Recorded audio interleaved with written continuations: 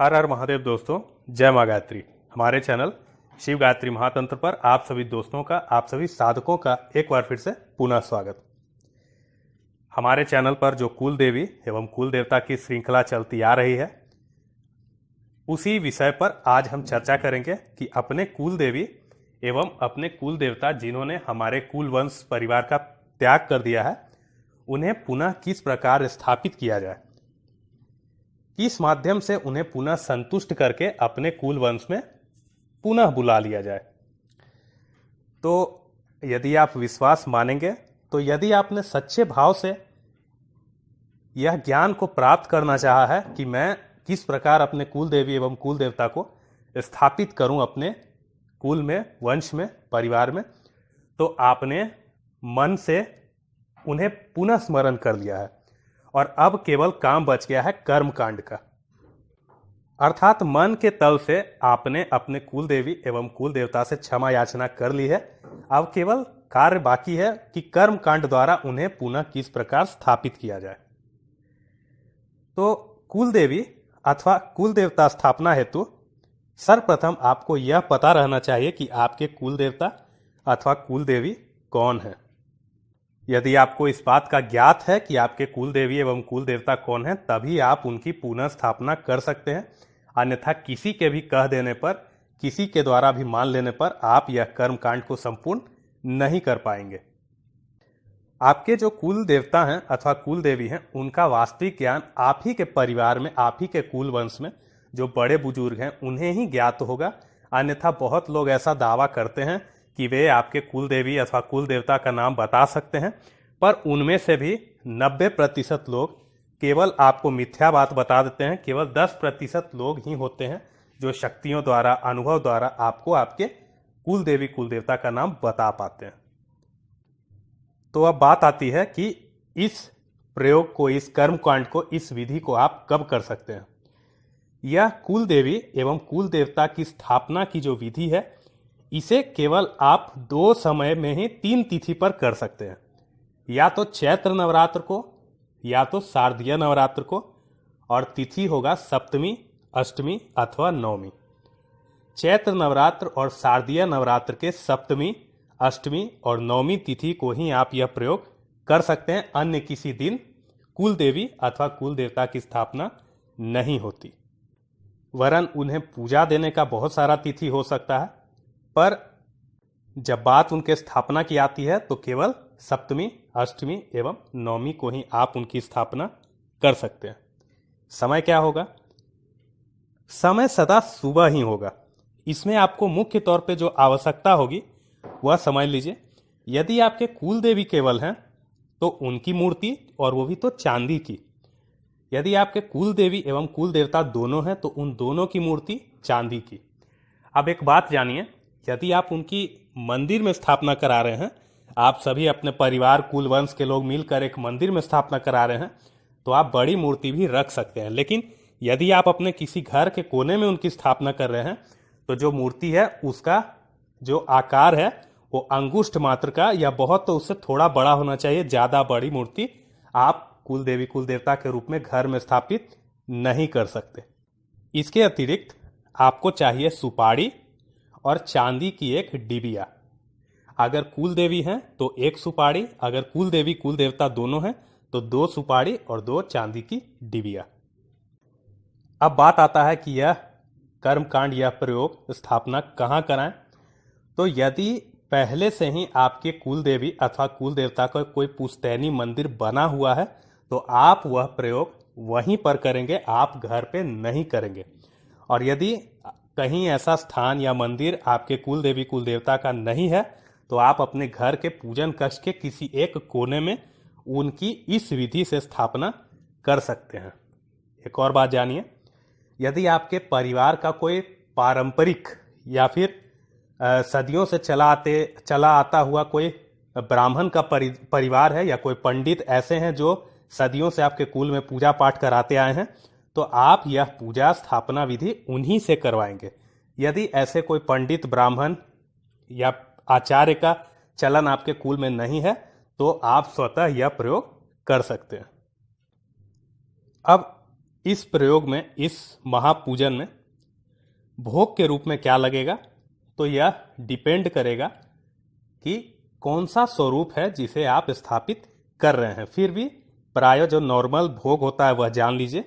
5 प्रकार का फल लगता है, यथाशक्ति आप जितना लगा पाएं उतना आप लगा सकते हैं। 5 प्रकार का मिठाई, ये भी यथाशक्ति में ही आएगा, जितना आपका बल है, जितना आपका धन बल है आप लगा के कर सकते हैं। इसके अतिरिक्त खीर, पुआ, बतासा, मिश्री और हलवे का भी भोग आप लगा सकते हैं। यह भी यथाशक्ति है, जितना आपका धन बल है आप लगा सकते हैं। तो अब सप्तमी, अष्टमी अथवा नवमी में किसी भी तिथि को सर्वप्रथम नहा धोकर आप एवं आपके ब्राह्मण देवता नहा धोकर पवित्र हो जाएं। घर के सभी जो मेंबर हैं वह नहा धोकर पवित्र हो जाएं। इनमें घर की जो कन्या है वह शामिल नहीं होगी। नहा धोकर पवित्र हो जाने के बाद जिस स्थान पर मंदिर अथवा पूजन कक्ष में आपको यह प्रयोग या पूजा करवाना है या करना है, उसे गंगा जल एवं गोमूत्र का छिड़काव करके पवित्र कर लें। अब बजोट पर लाल वस्त्र बिछाएं और जो कुल देवी एवं कुल देवता का आपने मूर्ति लाया था चांदी का, उसे स्थापित कर दें। मूर्ति के ठीक सामने नीचे में चांदी की डिबिया में उस सुपारी को स्थापित कर दें।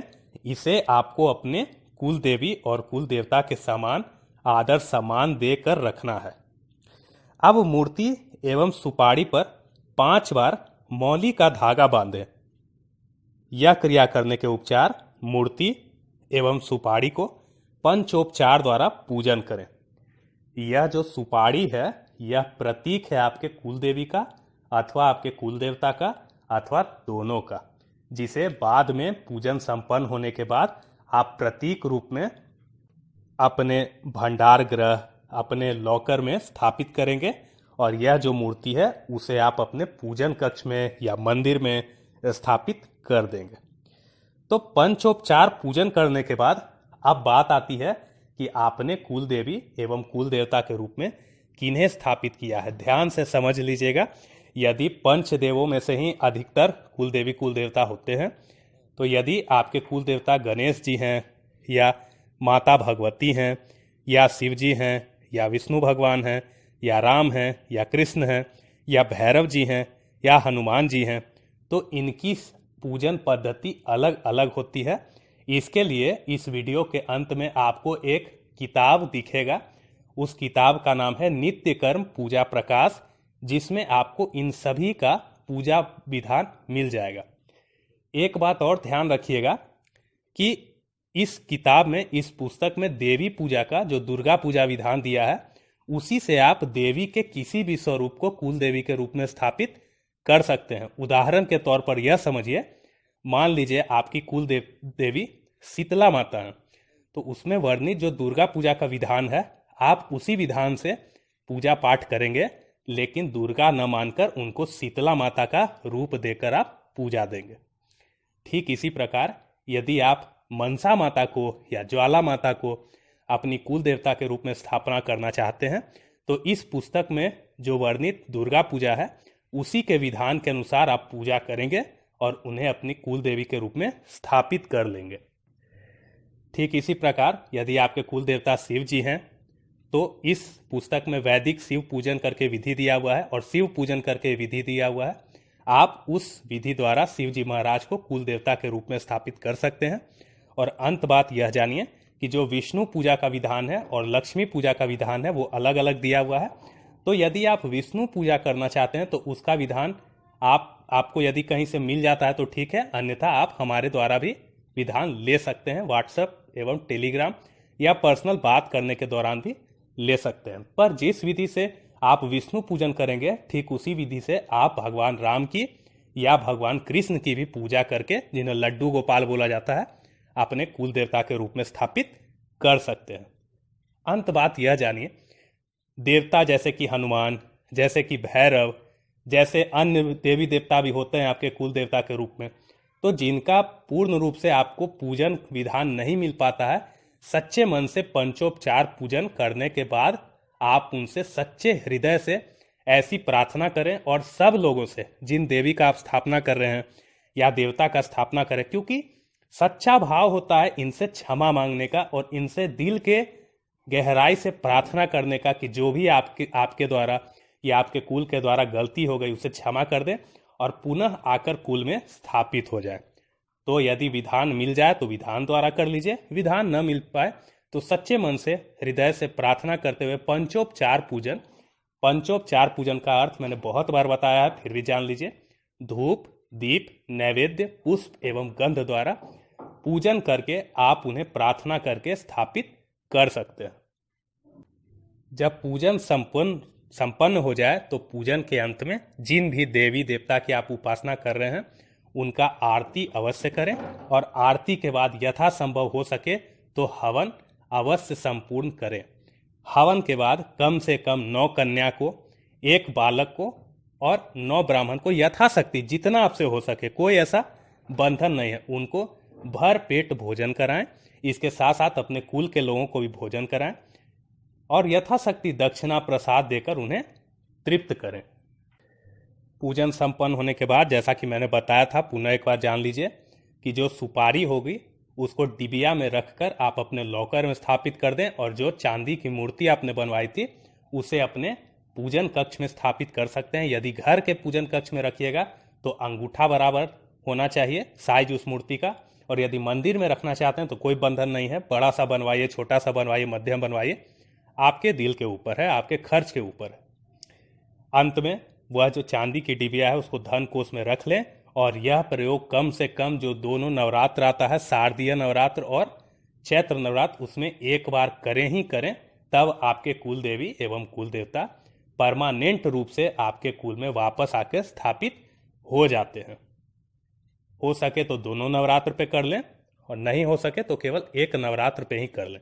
अगले वीडियो में आपको बताएंगे कि इनका हवन किस प्रकार करना है और किस किस दिन इनको पूजा देनी है। अब जो सावधानियां हैं उन्हें जान लीजिए।